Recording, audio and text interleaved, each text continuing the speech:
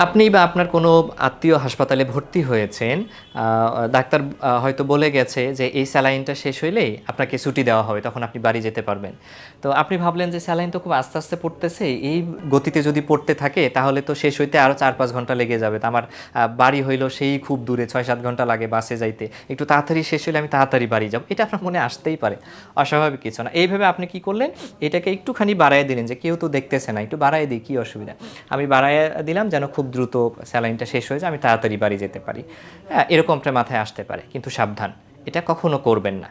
কারণ হচ্ছে যে স্যালাইন কতটা পরিমাণে শরীরে ঢুকবে, কত ড্রপে ঢুকবে, এটা কিন্তু আপনি জানেন না, আপনার ডাক্তার ঠিক করেছে। ডাক্তারের কথা না শুনে, অনুমতি ছাড়া নিজে নিজে কখনো স্যালাইন বাড়াবেন না, কখনো কমাবেন না।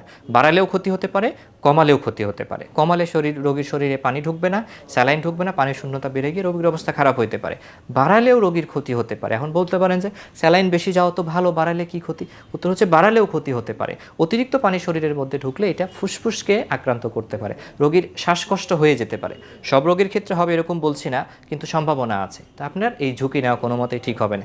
একটু কষ্ট করেও যদি, দেরিতেও যদি রিলিজ হয়, বাড়ি যাওয়ার মতো হয়, তারপরেও দয়া করে নিজে নিজে কখনো স্যালাইন কমাবেন না অথবা বাড়াবেন না, এটা রোগীর জন্য ক্ষতিকর।